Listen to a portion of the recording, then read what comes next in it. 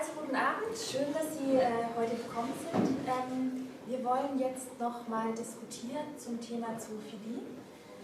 Kurz vorher eine Frage in die Runde. Ist denn jemand von der Tierrechtsseite anwesend? Niemand. Falsche Frage, weil wir alle Tierrechtler sind. Also quasi von den Zoogegnern. Niemand. Das ist schade. Wir hatten Uwe Siebeck eingeladen, der erste Vorsitzende des World Event to End Animal Cruelty. Der ist leider verschollen, nicht aufgetaucht. Und deswegen fehlt uns jetzt quasi die Gegen-Zoo-Perspektive. Aber müssen wir ohne auskommen. Der Stuhl bleibt demonstrativ. Kurz zu mir, ich bin Steffi Unsteber, ich bin Taz-Redakteurin und ich habe Oliver Budinski vor einem Jahr das erste Mal getroffen, weil ich ihn für ein großes Gespräch interviewt hatte bei uns im Wochenendmagazin. Kurze Vorstellungsrunde, Oliver Budinski, Zoophil, hatte seine ersten Erfahrungen mit einem Hund, als er 15 war und lebt jetzt mit einem Husky zusammen in Berlin. Genau. Dann hier Patrick Thon, der sich auch als Zoophil bezeichnet, auch wenn er noch nie sexuelle Erfahrungen mit Tieren hatte. Und hier Dr. Lothar Riemenschneider, Sexualtherapeut von der DGK. Wir haben ja gerade zwar sehr interessante und auch anrührende Filme gesehen, und bei mir hat sich die Frage gestellt, ob die Liebe zum Tier deshalb gewählt wurde, weil die Menschen, die in den Filmen gezeigt wurden, vielleicht mit Menschen überfordert sind. Vielleicht können Sie dazu was sagen, Herr Budinski. Im Prinzip ist es nicht so, weil wir haben im Film ja bei beiden Beispielen, sowohl bei dem MKI als auch bei Bela, gesehen, dass sie beide davon berichtet haben, dass sie mit Menschen, mit Frauen zusammen waren, teilweise lange Jahre, 10 Jahre lang zusammengelebt haben, eheähnlich auch zusammengelebt haben. Es ist also nicht so, dass es jetzt dass man sich für diese Neigung bewusst irgendwie entscheidet, weil man sagt, man kommt mit Menschen nicht klar oder dergleichen, sondern es ist einfach so, dass irgendwie, ich sag mal so, man merkt, dass man halt zu einem Tier mehr hingezogen ist als zu einem Menschen.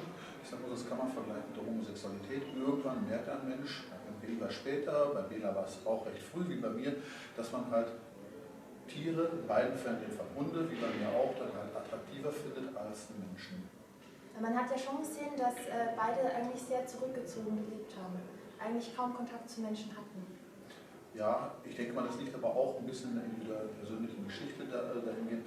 Ich glaube nicht, dass man das dann verallgemeinern kann, dass man sagen kann, weil jetzt hier 2 Beispiele gezeigt wurden, die sind vielleicht an der Stelle auch in ihrem heutigen Leben etwas extremer, weil sie wirklich alleine leben, muss das aber noch lange nicht bedeuten, dass das jetzt exemplarisch ist für alle. Es gibt genauso gut so viele Menschen, die sogar in Partnerschaften, in Lebenspartnerschaften, in Ehe leben, wo dann halt sich teilweise auch so viele Partnerschaften gebildet haben, das heißt Mann und Frau oder Mann und Mann, Frau und Frau leben zusammen, gleichzeitig leben sie aber ihre so viele Neigung dann aus.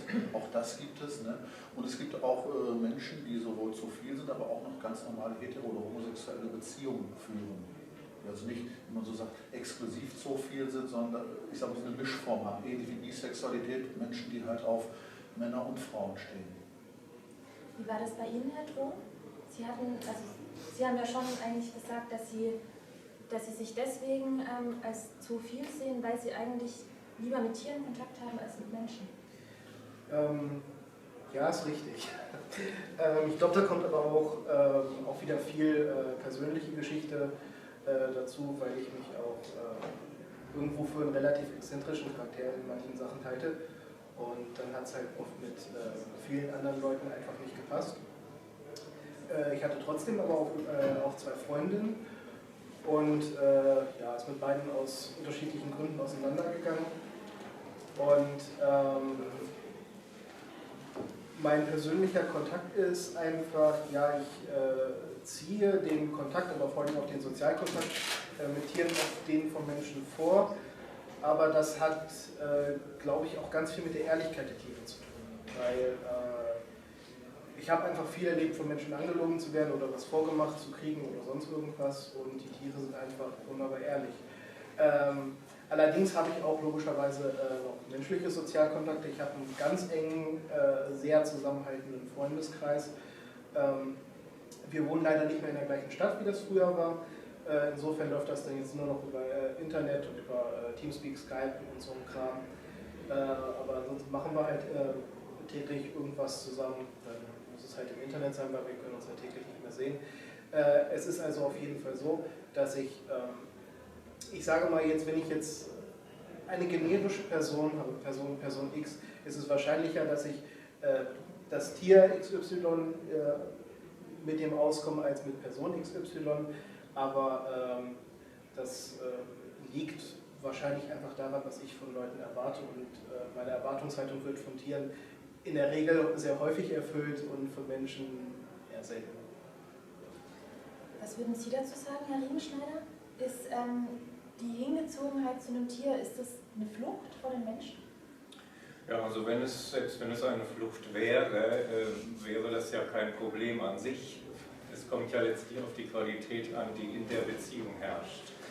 Und ich sagte ja schon gestern im Vorgespräch, dass ich ja selbst 3 zu viele kenne, für die das überhaupt nicht zutrifft. Also das sind ganz normal, sehr erfolgreiche Menschen sogar, die sehr viele Beziehungen haben zu vielen anderen Menschen.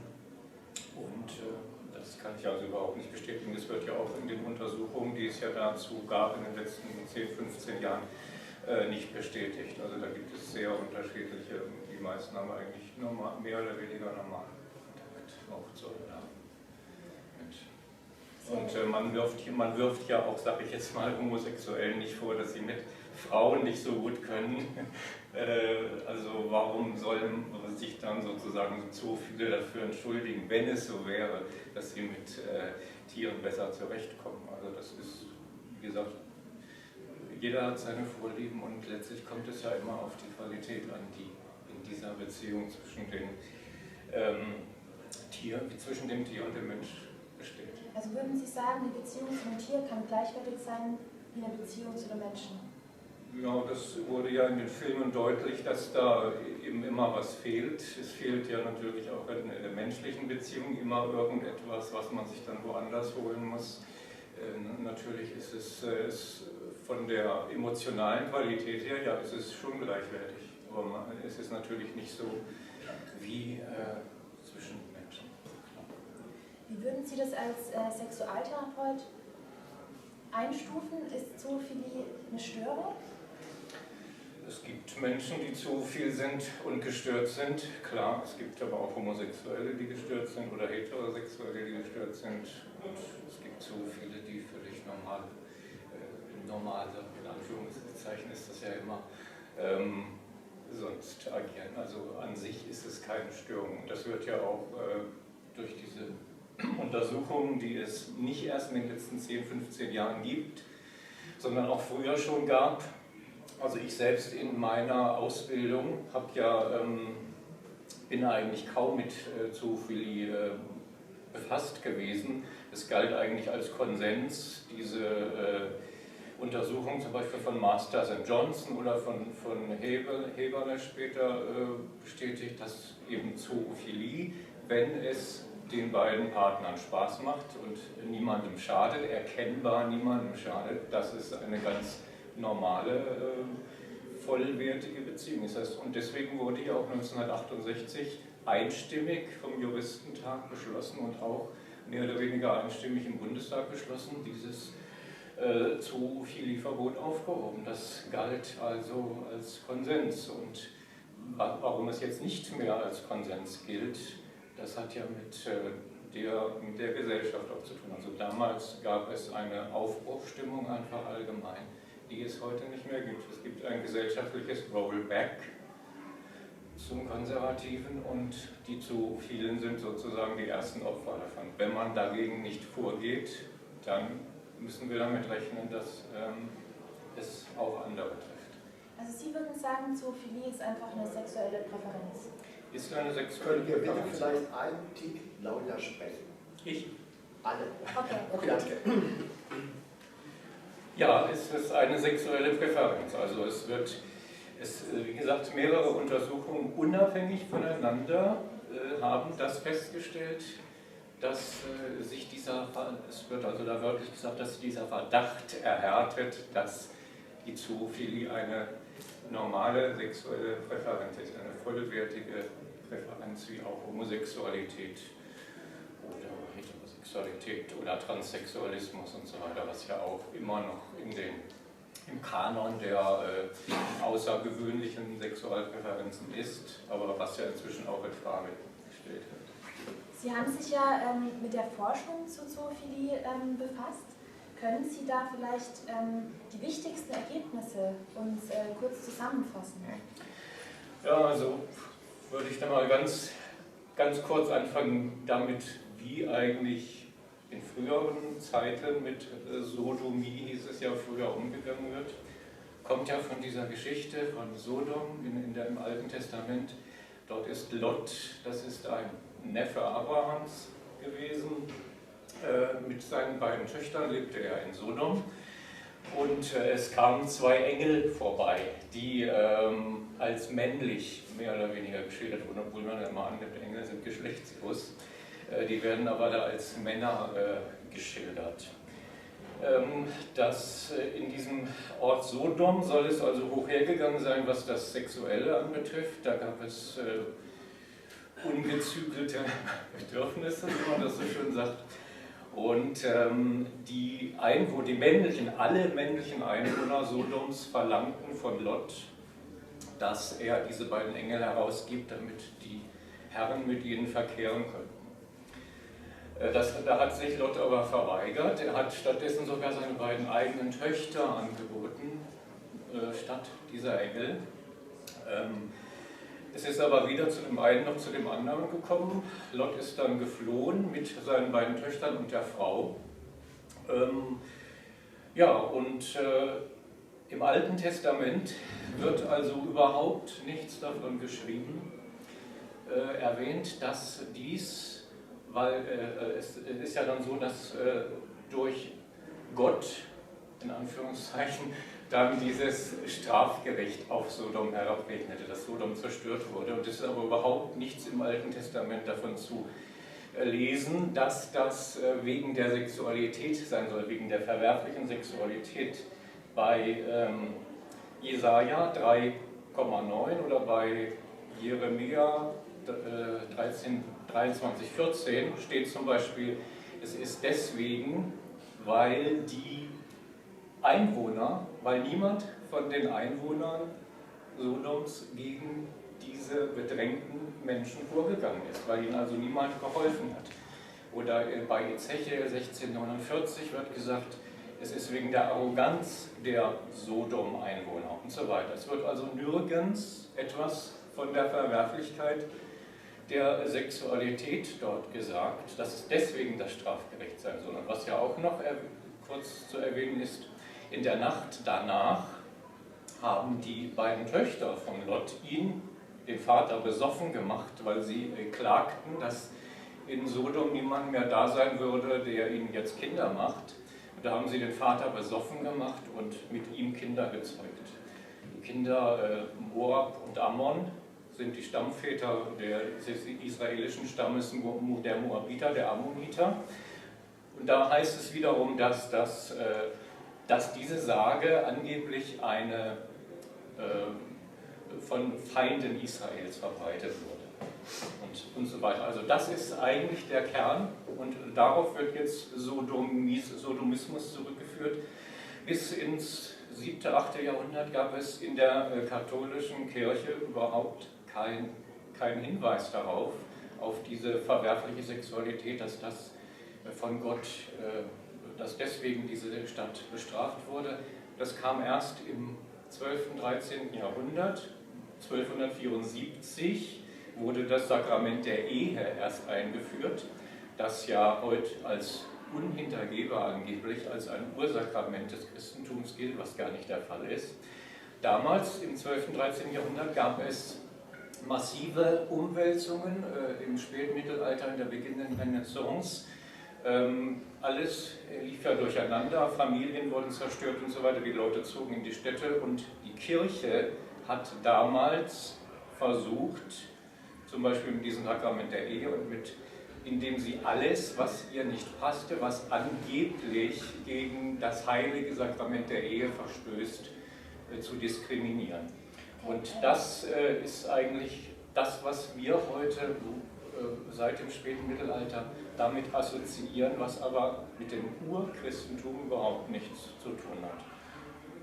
Meine Frage hat eigentlich eher auf die psychologische Forschung abgezielt. Die psychologische Forschung, ja, die hat also spätestens seit Kinsey, der wurde allerdings in der Sexualforschung nicht so richtig ernst genommen, da hieß es ja sogar, dass 1/6 der männlichen Bevölkerung regelmäßig zu viele Betätigung hätte und so weiter. Es gab dann aber später, wie ich schon eben sagte, ja, ernstzunehmendere Untersuchungen von Masters und Johnson 62, 66 oder von Heberle 78, 83.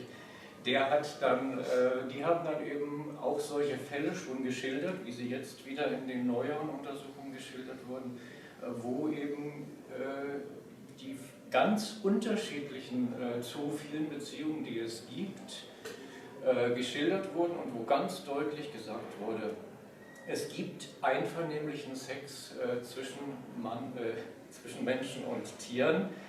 Es gibt da überhaupt keinen Zweifel an, es kommt nur auf die Qualität der Beziehung an, was eben in dieser Beziehung vor sich geht. Und 1968 wurde eben im Zuge dieser sogenannten sexuellen Revolution dem dann Rechnung getragen. Und was wir jetzt erleben, ist ja ein Rollback eben, dass diese sogenannten Tierschützer eine Bambi-Vorstellung haben von Tieren. Da gibt es eine Tierärztin, zum Beispiel Frau Dr. Siemers, die dann sagt, ja, sowas hat sie noch nie gesehen, was ihr da in der Praxis zugetragen wurde und so weiter.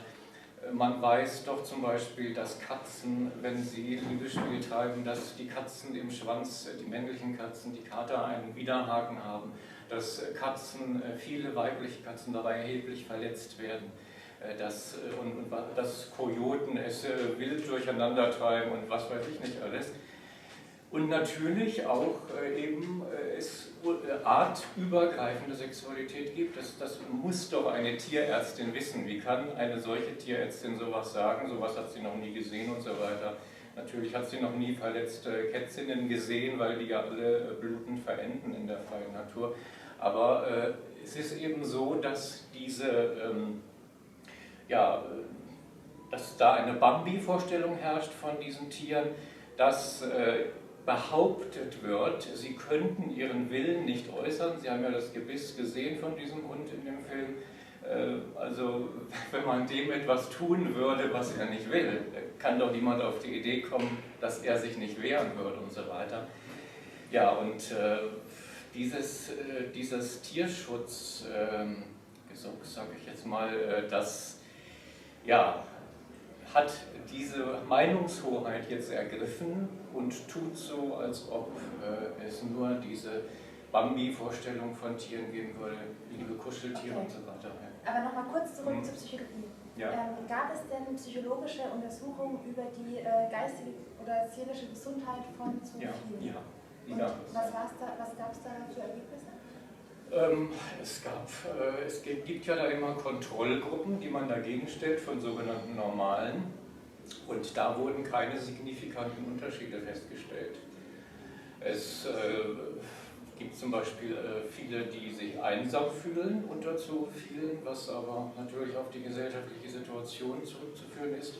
Diese Einsamkeit verschwindet aber zum Beispiel oder minimiert sich, sobald sie in einer Community sind, zum Beispiel in Online-Communities, sich verständigen können und wissen, dass es eben noch viele andere gibt außer ihnen. Aber ansonsten gibt es da keine signifikanten Unterschiede. Also, wie schon gesagt, es ist zur normalen Bevölkerung. Es gibt da genauso viel oder genauso wenig Gestörte, wie überall auch. Okay. Bei Zoophilie wird ja meistens viel über Sex geredet. Herr Thron, Sie sind ja eigentlich ein Beispiel dafür, dass es auch platonische Zoophilie geben kann. Wie sieht es bei Ihnen aus? Ja, also mein persönliches Beispiel, da muss ich gleich noch ein bisschen zu ausholen, aber erstmal will ich überhaupt die Frage nach der platonischen Zoophilie beantworten und da kann ich nur sagen, natürlich gibt es die, weil man überlegt sich jetzt einfach mal, es kann ja auch Menschen geben, die sich in zum Beispiel eine Katze verlieben oder so, wo dann natürlich ein wirklich direkter sexueller Kontakt, der auf Penetration oder so hinauslaufen würde, definitiv sehr schädlich bis tödlich für die Katze enden würde. Und wenn jemand seine Katze liebt, dann würde er ihr das natürlich nie antun. Und wenn es halt so ist, dass halt ein sexueller Kontakt mit dem Tier ausgeschlossen ist, aber derjenige sich trotzdem in das Tier verliebt, dann muss die ganze Sache ja auf jeden Fall platonisch laufen. Das ist quasi dann schon ein Zwang. Andererseits natürlich hat Liebe viele andere Aspekte als Sexualität auch noch. Das ist ja nur ein Teilaspekt von Liebe. Und es geht ja da auch viel um das Zusammenleben, um, ich sage mal, auch die Alltagsqualität. Und da ist es natürlich auch möglich, dass man auch mit einem Tier, wo man auch sexuelle Kontakte haben könnte, trotzdem einfach nur das Alltagsleben sehr präferiert und gar nicht so sehr auf die Sexualschiene reiten muss. Was ich jetzt... Ich frage mich, wie kann man sich in ein Tier verlieben? Gegenfrage, wie kann man sich in einen Menschen verlieben? Ich kann es selber nicht beantworten, es ist einfach so. Wie waren da, hatten Sie das Erlebnis? Also bei mir ist es tatsächlich noch ein bisschen anders gewesen mit der ganzen Sache. Bei mir war es so, dass ich wusste halt schon immer, dass ich zoophil bin. In meinem Fall sind das halt Stuten, die ich ganz nett finde, wenn man so will. Also ich wusste immer, wenn wir mit dem Schulbus gefahren sind, dann sind wir immer an der Weide vorbeigefahren, wo die Pferde draußen standen und ich habe dann immer schon so ein bisschen auf den Hintern geguckt und so und dachte mir, oh Gott, hoffentlich sieht das keiner und versteht, was ich da für Blicke hinwerfe.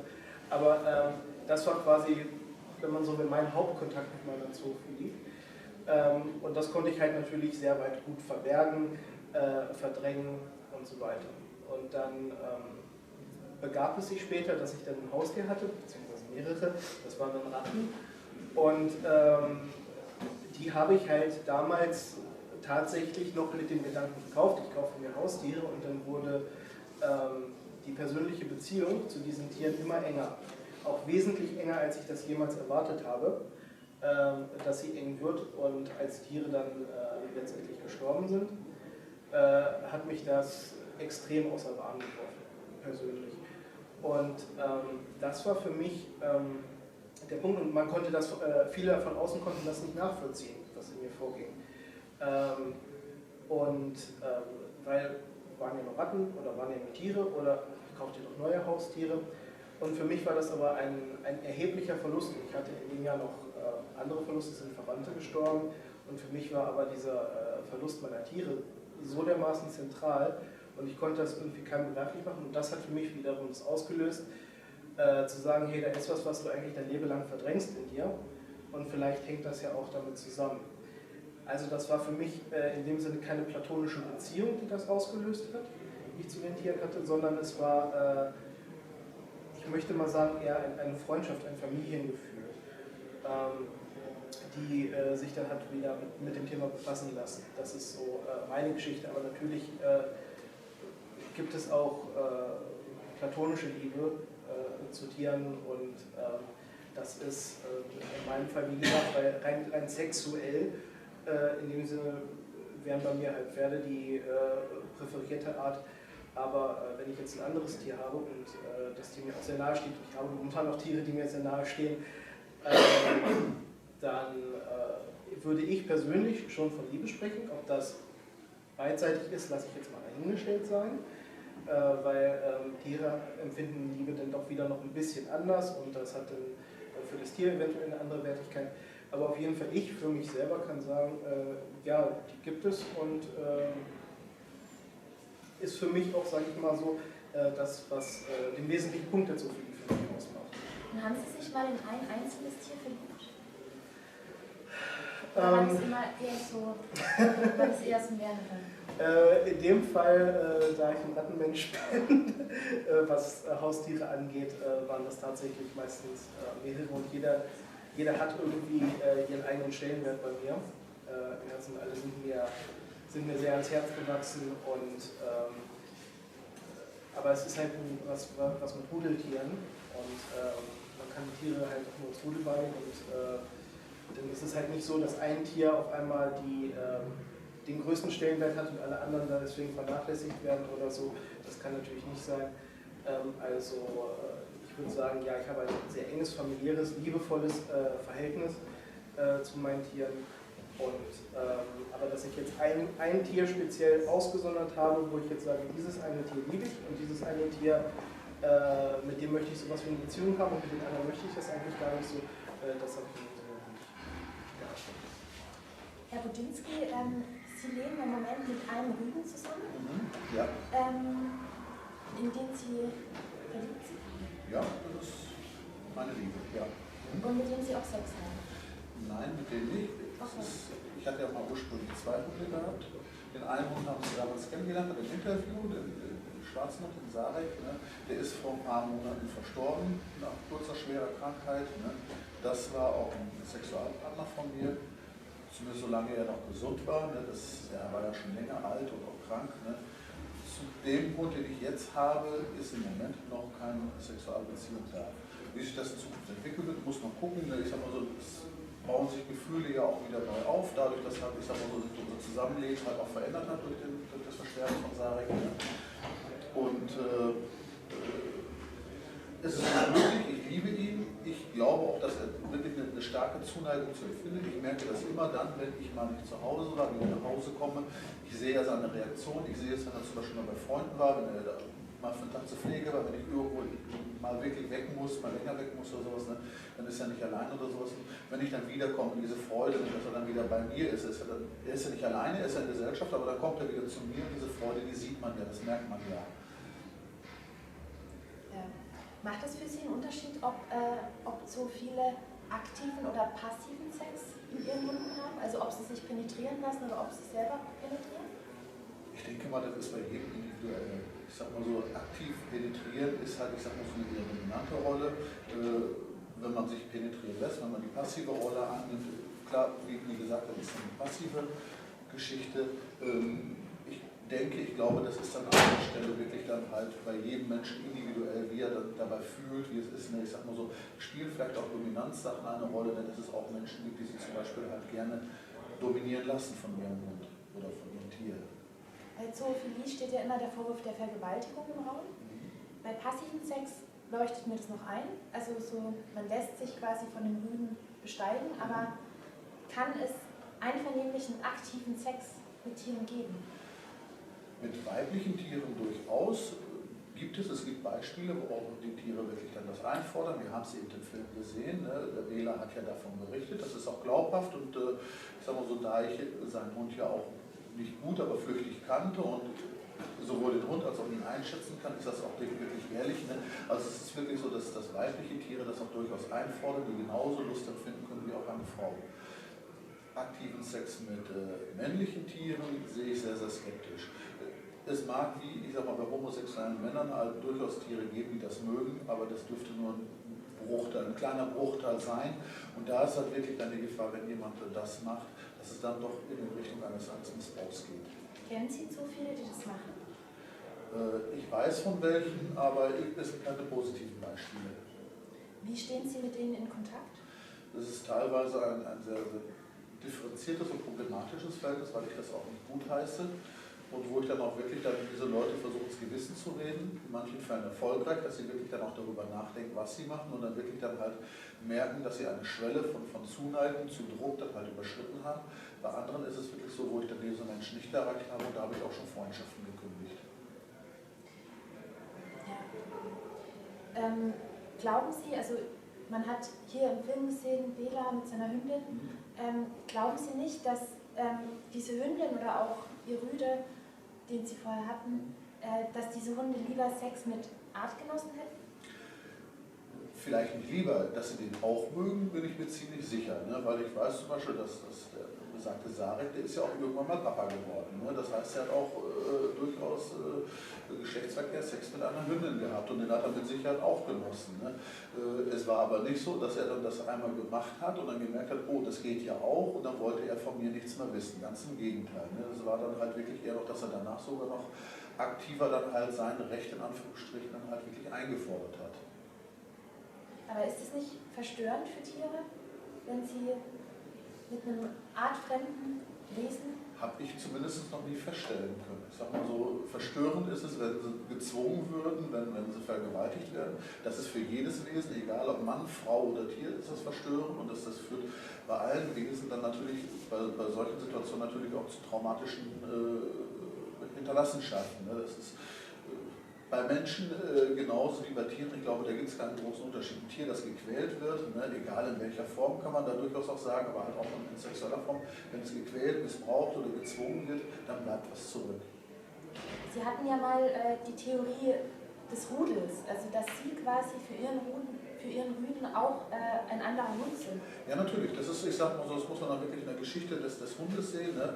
Der Hund ist entstanden aus dem Wolf. Ne? Der Wolf hat sich freiwillig, im Gegensatz zu den meisten anderen Haustieren, hat sich der Wolf, das ist ziemlich sicher, da hat der Erizin ein ganzes Buch drüber geschrieben, dieser Verhaltensforscher, der Wolf hat sich freiwillig vor ungefähr 20.000 bis 25.000 Jahren den Menschen angeschlossen. Das war am Anfang die Jagdsymbiose, die sich dann immer weiter entwickelt hat. Der Mensch hat von dem Nutzen des Wolfes, des dann handzahmen oder angezähmten Wolfes profitiert als Jagdpartner, und umgekehrt hat der domestizierte Wolf von der Stelle, das waren ja noch Wölfe, hat auch Vorteile dadurch gehabt, dass er halt mit den Menschen zusammen jagt, weil mehr Jagdbeute abfiel. Und daraus hat sich dann eine Symbiose entwickelt, im Prinzip eine neue Art. Der Hund ist eine Weiterentwicklung des Wolfes, es ist eine evolutionäre Weiterentwicklung. Und der Hund heute hat sich so sehr, mehr als die meisten anderen Haustiere, als zum Beispiel ein Pferd oder auch eine Ziege, den Menschen angepasst, das Leben mit den Menschen angepasst und spezialisiert. Und im Prinzip ist daraus eine Art entstanden, die wirklich den Menschen nicht als Mensch sieht und sich selber als Hund, sondern es ist eine, ich sag mal so, eine Gruppe, das ist eine Gattung für den Hund, wo wirklich dann halt Hund und Mensch wirklich dann halt das Rudel bilden und dementsprechend dann halt auch wirklich der Mensch nicht als Mensch, sondern auch wirklich als Artgenosse angesehen wird. Das sind halt der zweibeinige Hausmensch, sag ich mal, und der Vierbein ist ein Haushund dann. Ja, aber es ist wirklich dann halt, der Hund differenziert nicht, nur weil der eine aufrecht geht, ist es etwas anderes als jemand, der auf vier Beinen und halt waagerecht geht. Glauben Sie, Ihr Rüde nimmt Sie als Mann wahr? Das ist eine ganz schwere Frage. Ich denke ja, aber nicht unbedingt, ich sag mal so in dem Sinne als Konkurrent oder als ich sag mal so überdominanten oder überstehenden, ich sag mal so gleichgeschlechtlichen Artgenossen. Weil eigentlich würde er sich ja eine Frau suchen. Genau. Das ist ja irgendwie... Das ist schwul. Ja, weil Bela hat ja auch in dem Film gesagt, dass für ihn Hündinnen und Frauen ähnlich riechen. Und eigentlich müsste man ja davon ausgehen, dass es für den Hund auch so ist. Also dass für ihn männliche Hunde und männliche Menschen... Ob die wirklich ähnlich riechen, weiß ich nicht. Ich sag mal so, das müsste wahrscheinlich eher ein Tierarzt oder sowas sagen, weil ich sag mal so, was man auf jeden Fall weiß, der Geruchssinn von Hunden ist um ein Vielfaches besser als der von Menschen. Hunde können mit dem Geruch regelrecht sehen. Ja, die nehmen wirklich feinste Nuancen wahr, und ich denke mal auch, dass halt ein Hund auch riechen kann, wie ein Mensch emotional zu einem Hund steht. Und ich bin mir auch sicher, und ich habe es selber schon erlebt, dass ein Hund, der überhaupt keine erotischen Annäherungen gegenüber anderen Menschen zeigt, dann halt zu einem zu viel, dann halt wirklich ganz anders sich verhält, dann plötzlich halt auch wirklich dann anspricht, auch sexuell anspricht. Das geht dann teilweise so weit, dass man wirklich angebaggert wird. Ich habe da ein Beispiel von einem zu vielen, der das letztens mir erzählte, der hat Freunde besucht, nicht so viele Freunde, wo dann plötzlich die Haushündin dann ihn berammelt hat und ihn angebaggert hat damit, ne, weil, ich gehe jetzt einfach mal davon aus, halt gewittert wurde, ne, dass er anders zu diesen Tieren, zu diesem Hund steht, als ich sage mal so die normalen, in Anführungsstrichen normalen Menschen. Hatten Sie denn jemals ein schlechtes Gewissen? Nein. Einfach weil ich Tiere, den Tieren, die ich liebe, denen habe ich was Gutes getan, die haben Spaß dabei gehabt und ich habe denen nichts angetan, was denen irgendwie in irgendeiner Weise zum Nachteil gereicht hat oder sowas. Ne? Und dementsprechend habe ich da kann ich kein schlechtes Gewissen sehen, weil ich sage mal so, da würde ich fast eher noch ein schlechtes Gewissen sehen, wenn ich zum Beispiel in einem Verein wäre und Hunde zu Dingen ausbilden, die wirklich ich sag mal so, überhaupt keinen Sinn und Zweck aus Sicht des Hundes haben. Ne? Ich denke da zum Beispiel an Spürhunde. Ne? Das ist etwas, ne, ich sag mal, da werden natürliche Triebe dann halt wirklich in einer Form ausgenutzt, dass es in Richtung eines Missbrauchs geht. Wo ich, wenn ich sowas ausbilden würde, ein schlechtes Gewissen habe, ich könnte zum Beispiel niemals einen Sprengstoffspürhund ausbilden. Es geht einfach nicht, weil ich würde dann den Trieb eines Hundes dafür missbrauchen, etwas zu finden, was denn das Tier, diesen Hund in dem Fall dann halt wirklich das Leben gefährden kann. Ne? Wenn der Hund wirklich gut ausgebildet wäre und könnte wirklich Sprengstoff schnüffeln und der würde mit der Bundeswehr nach Afghanistan kommen und müsste dort Minen schnüffeln, ne? Dann würde er irgendwann auf eine Mine drauftreten und womöglich wäre tot oder schwer verletzt. Und das ist für mich dann wirklich ein Missbrauch, wo ich dann schlechtes Gewissen haben könnte. So einen Hund könnte ich nie ausbilden und dahin bewegen. Gibt es denn Fragen aus dem Publikum? Durchaus. Ja, mit der Penetration ist ja auch immer so ein Argument. Es geht ja prinzipiell davon aus, dass Männer prinzipiell penetrieren. Wie das umgedreht ist, das wird ja immer so interpretiert, dass die Tiere diesen Trieb quasi ausleben würden. Und da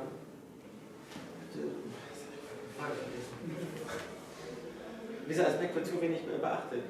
Da kommt es dann wieder zusammen, dass ja der Hund und der Mensch quasi eine Partnerschaft sind. Wir leben schon seit Ewigkeiten mit Hunden in der Gesellschaft zusammen. So eng wie sonst eigentlich höchstens Katzen. Und da ist halt, das verstehen sie nicht, dass diese Emotionalität dann auch zur Sexualität werden kann. Also Sie würden sagen, es ist quasi eine logische Folge. In der Entwicklung würde ich schon sagen, das ist eine Folge. Aber die Hunde erkennen schon einen Unterschied. Also Hunde reagieren ja zu anderen Hunden immer ganz anders als zu anderen Menschen. Also ich denke, da machen sie schon einen Unterschied. Meinst du nicht? Ja, aber in erster Linie, ich sag mal so, auch wie halt Hunde halt auf befreundete Menschen oder die eigenen Rudelmitglieder halt anders reagiert als auf fremde Menschen. Es gibt ja genug Hunde, die halt, ich sag mal so, wenn fremde Menschen zu Besuch kommen, dann auch ganz anders reagieren, teilweise auch aggressiv reagieren, als wenn, ich sag mal so, Freunde kommen oder halt eigene Familienmitglieder nach Hause kommen. Und das ist innerhalb von Hunden genauso. Ne? Es gibt dann Hunde, die dann sich freuen, wenn andere Hunde dann halt dazu kommen, die wollen spielen. Aber es gibt halt auch genug Hunde, ne? Die sehen einen anderen Hund, womöglich noch einen gleichgeschlechtlichen Hund und schieben dann sofort so eine Krawatte, ne? Weil es nicht das eigene Rudel ist. Auch das gibt es ja. Was man auch nicht unterschätzen sollte, finde ich, dass Menschen dann auch ein gewisses Know-how benötigen, um mit einem Tier kommunizieren zu können. Also ein Zoophiler kann auch ein Tier missbrauchen, sogar nötigen, ohne es selber zu wissen.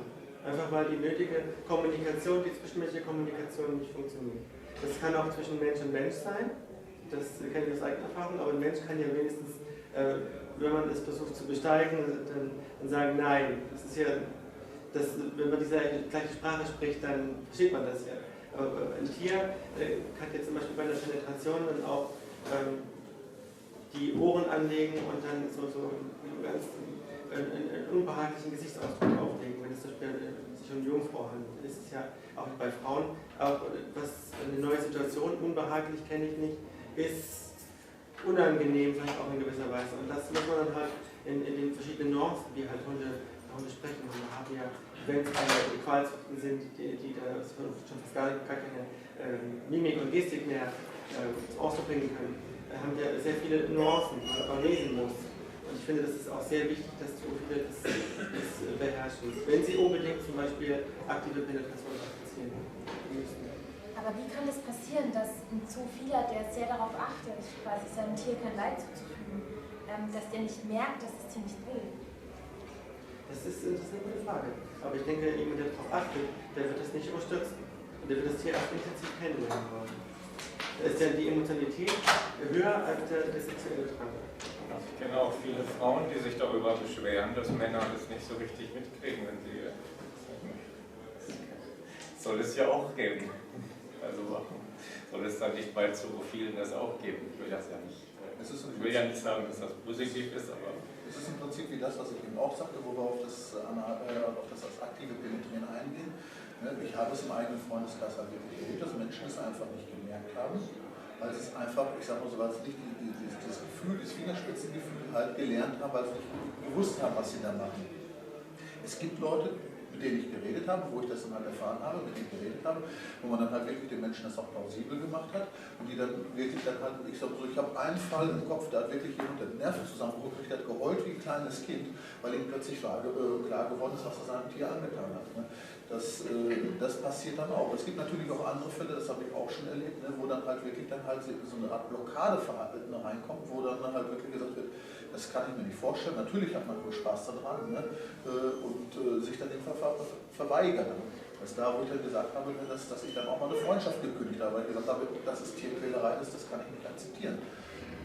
Ja, und letztendlich kommt es immer darauf an, ne? Und ich sag mal, da sind wir fast uns einig, ne? Dass es wirklich darauf ankommt, ne? Dass man wirklich das Fingerspitzengefühl, das Augengefühl, das Sehen und Fühlen und Erfahren des Tieres halt wirklich lernt und merkt, wann es wirklich Spaß hat und wann nicht. Das ist manchmal wirklich nicht einfach. Ne? Aber ich sag mal, wenn man sich wirklich Zeit lässt und wenn man nicht gerade, ich sag mal, so nur mit dem, ich sag mal das Ganze mit dem Schwanz denkt, dann ist das durchaus möglich, dass man auch wirklich, wenn man sich Zeit lässt, wenn man auf das Tier eingeht, wenn man das Tier erstmal kennt, ne, dass man solche Zeichen dann auch wirklich erkennt und lernt zu lesen und zu erfahren. Ist Ihnen das schon passiert, dass der Hund oder die Hündin nicht wollt? Ja, natürlich, das passiert immer wieder mal. Das ist auch mit dem Sarek passiert. Ne? Ich sag mal so, ich habe jetzt versucht anzubaggern und der sagt einfach, ich habe keinen Bock mehr, lass mich schlafen oder mach die nächste Dose Futter auf, das ist mir jetzt wichtiger. Ne? Ich sag mal so, das passiert auch. Ein Hund kann da durchaus auch zeigen, dass er keinen Bock hat und keine Lust hat und dann muss man das halt auch wirklich akzeptieren. Und gibt es so eine Grauzone, also dass der Hund es über sich ergehen lässt, aber jetzt nicht großartig protestiert? Kann es durchaus geben, ja. Und ist Ihnen das schon passiert, dass Sie sich danach dachten, Ich behaupte von mir, dass das mir nicht passiert ist. Es liegt aber auch einfach daran, dass ich halt wirklich in der Sexualität die passive Rolle einnehme und dementsprechend dann halt, ich sag mal so, wenn der Hund keine Lust hat, dann macht das einfach nicht. Ne? Ich sag mal so, Rüden zu zwingen, nee, geht nicht. Ich sag mal so, es sei denn, man nimmt irgendwelche potenzsteigernden Medikamente oder sowas, aber das ist wirklich in einem rein theoretischen Bereich und auf die Idee käme ich nicht mal. Aber ansonsten, ich sag mal so ganz normal aus dem ganz normalen Liebesleben heraus, man kann ihn nicht dazu zwingen. Jetzt außerhalb Ihres Freundeskreises, sind Ihnen viele Fälle von Tiervergewaltigung bekannt? Nicht viele, aber einige. Es gibt es durchaus. Es gibt da einen Fall aus Bremen, wo wirklich jemand dann halt Tiere gequält hat, regelrecht gefoltert hat, sexuell gefoltert hat, ne?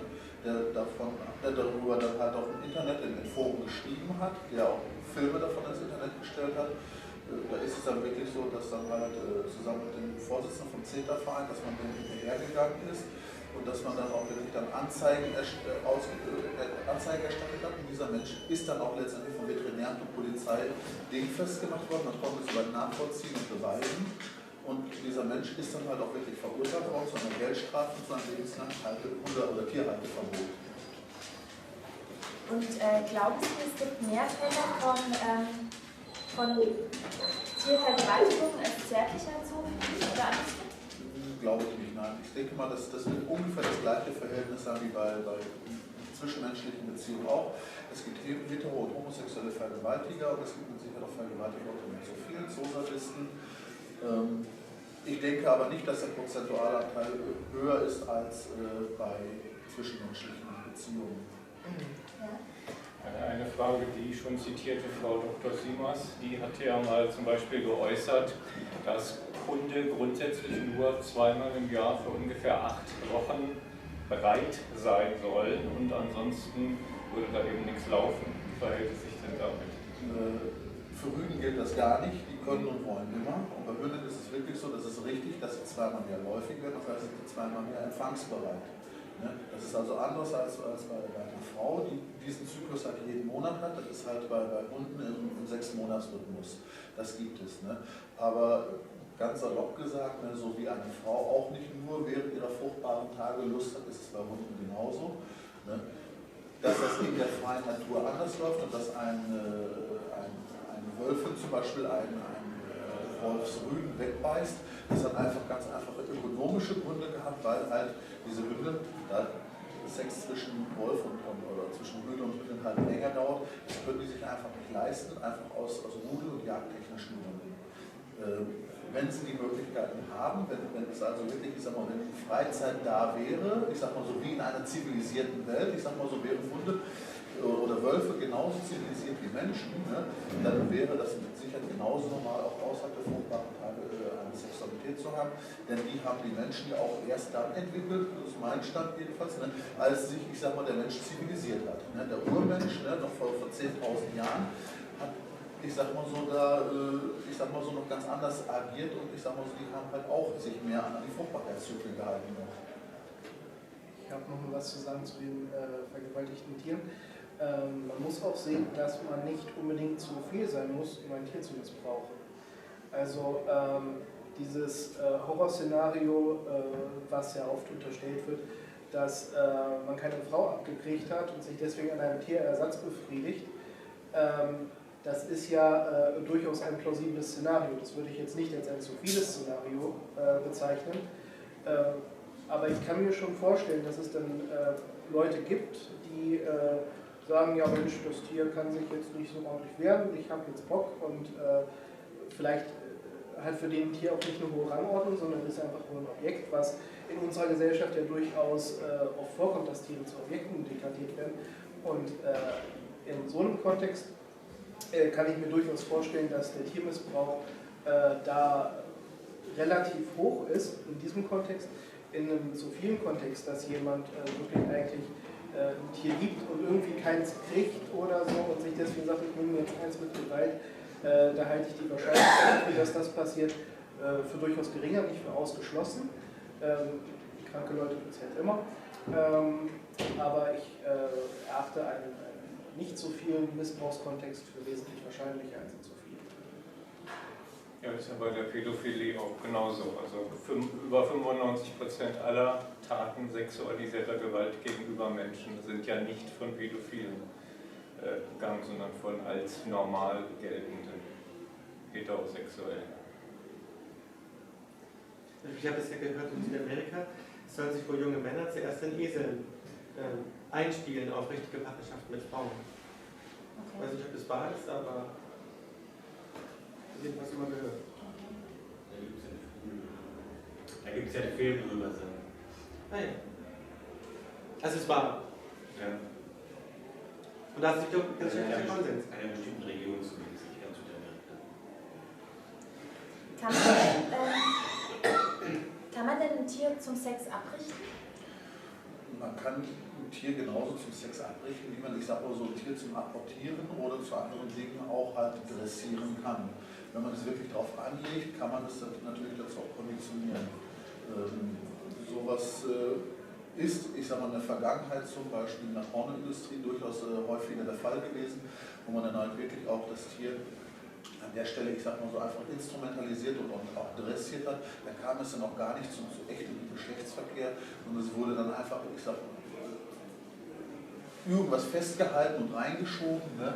Und das Tier hat es über sich ergehen lassen. Es wurde einfach daran gewöhnt. Ne? Ist also durchaus möglich, ich sag mal so, aber erstmal nicht, ich sag mal so, die Regel. In diesen Untersuchungen, die es hier gibt, werden auch sehr viele zu viele geschildert, die ihre Abscheu gegenüber Pornografie, gegen pornografischen Darstellungen äußern, die also sagen, man sieht es doch ganz deutlich, dass diese Tiere überhaupt keinen Spaß daran haben, dass ihnen irgendwas da aufgezwungen wurde. Das nehmen also zu viele sehr deutlich wahr. Das wird also auch in diesen Untersuchungen immer wieder geschildert, dass sie da eigentlich sehr wenig mit Pornografie anfangen. Es liegt aber auch daran, dass die meiste Pornografie nicht an an ein zophiles Publikum oder für ein zophiles Publikum gedreht wurde, sondern die haben wirklich dann halt ein Publikum bedient, die in Anführungsstrichen normal sind und wirklich einfach nur mal krassen Sex, perversen Sex halt als Porno sehen wollen. Das ist halt, und dann kommen dann halt auch so Sachen dabei, wo so viele Menschen einfach sagen, das ist anatomisch nicht möglich, das ist vom Verhalten her nicht möglich. Wenn da irgendwo eine Frau den Schlauch von einem Hengst oder womöglich sogar von einem Wallach da irgendwie massiert und dann fließt eine Unmenge von Kondensmilch. Das ist optisch für so vielen einfach paradox, das ist einfach falsch, und das spricht überhaupt nicht, das ist überhaupt keine Erotik, das ist etwas, das widert einen eher an. Das ist halt, ich behaupte mal, 90% der Pornos, die halt in der Vergangenheit gedreht wurden, die Pornoindustrie ist vor ein paar Jahren zusammengebrochen, nachdem die großen Kreditkartenhersteller gesagt haben, wir rechnen solche Seiten komplett nicht mehr ab.